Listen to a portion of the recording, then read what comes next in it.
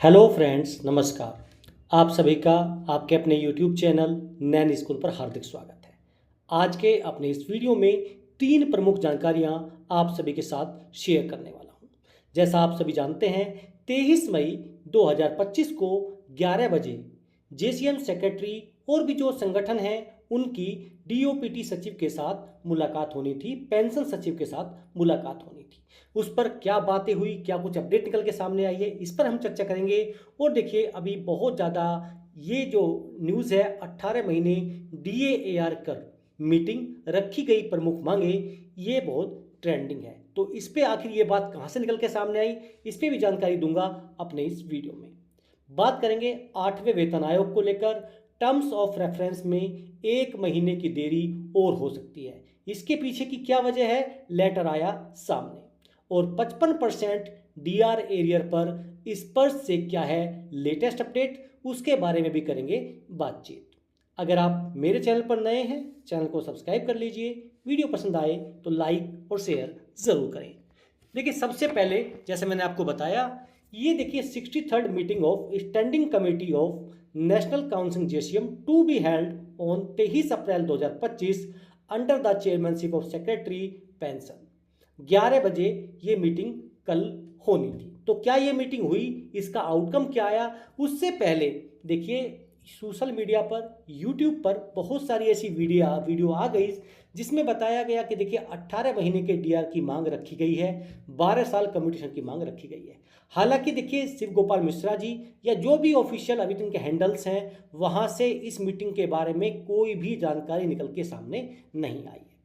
मैंने इनका पूरा देखिए हैंडल चेक किया, सारी चीज़ चेक की, लेकिन कहीं भी मुझे ऐसा नहीं मिला कि इन्होंने ये पॉइंट्स अभी रखे हैं। हालांकि ये उन्होंने अपने लेटर्स में, एक रेगुलर मीटिंग होनी थी और ये पॉइंट्स पहले रखे गए हैं, लेकिन कल की मीटिंग में क्या आउटकम निकल के सामने आया, इसकी जानकारी अभी तक नहीं है। तो आपको उसके लिए थोड़ा इंतजार करना होगा। और जो भी ये देखिए न्यूज़ दिखा रहे हैं आपको, 18 महीने एरियर पर अपडेट रखी गई मांगे, ये सारे पॉइंट्स जो हैं पुराने हैं, इसमें नया कुछ भी नहीं है। तो देखिए, इस पर अभी लेटेस्ट कोई भी अपडेट नहीं है, कोई भी जानकारी ऐसी नहीं है। जब शिव गोपाल मिश्रा जी जा रहे थे, उससे पहले उन्होंने अपना एक इंटरव्यू दिया था, मीटिंग जाने से पहले की बात बता रहा हूं मैं, तब उन्होंने कहा था कि भाई ये हमारे पॉइंट्स हैं, लेकिन मीटिंग खत्म हो गई, इस पे ये बात सामने आई, ऐसा अभी तक कुछ भी नहीं है।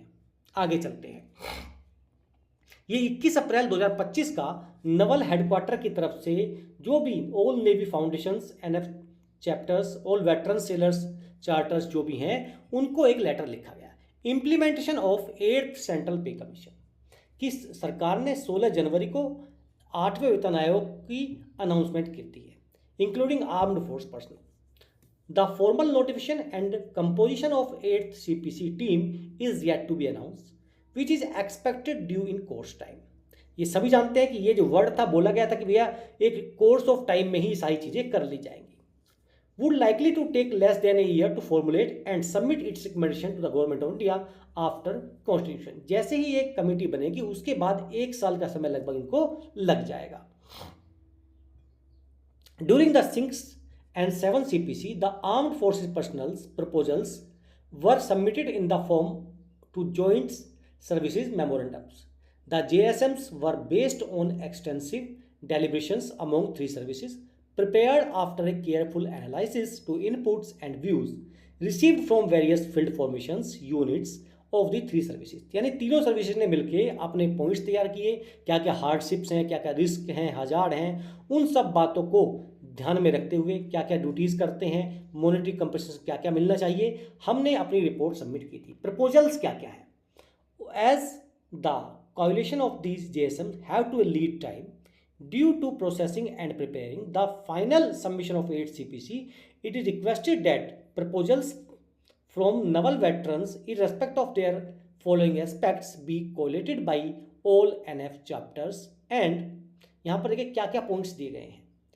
प्रपोजल ऑन पे स्ट्रक्चर और पे बैंड पर, proposal on allowances and admissibility conditions, proposal of pensionary and terminally benefits, proposals on service conditions, proposals on introduction of new allowances along with detailed justification, any new proposals या points, format of proposals, background क्या है, proposal क्या है उसका justification देना है और recommendation देना है कि भैया आप इसको उनको रिकमेंड कर रहे हैं या नहीं कर रहे। इन view of the above, all NF chapters and VSF charters are requested to forward the consolidated proposal on email ID by 31 मई 25। यानी इन्होंने जो अपने प्रपोजल्स हैं 31 मई 25 तक जो हैं भेज दिए हैं। फिर देखिए तीनों सर्विसेज मिलके अपनी सारी जानकारी देंगी। तो देखिए इससे ये आइडिया लगाया जा रहा है कि जब देखिए डिफेंस में ये सारी बातें चल रही हैं तो कहीं ऐसा तो नहीं कि 8वें वेतन आयोग की जो कमेटी है वो इन सब के बाद में मई जून में जाके हो। देखिए अप्रैल का महीना समाप्त होने वाला है, कमेटी का गठन नहीं हुआ है, तो इस बात में कोई दो राय नहीं है कि ये सारी चीज़ें हो सकता है कि मई में जाके 8वें वेतन आयोग का गठन किया जाए।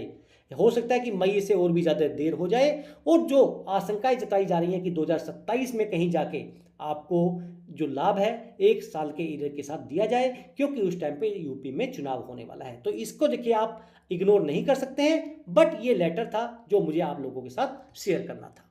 आगे चलते हैं। स्पर्श की तरफ से देखिए पेंशन के बारे में बताया गया कि देखिए पेंशन जो फाइल है वो अपलोड हो रही है, लेकिन मैसेज कब से आएगा। तो जो पहली जानकारी थी उसमें यह था कि देखिए 25 तारीख उन्होंने बताया था कि 25 तारीख से हम जो है मैसेज देना शुरू कर देंगे।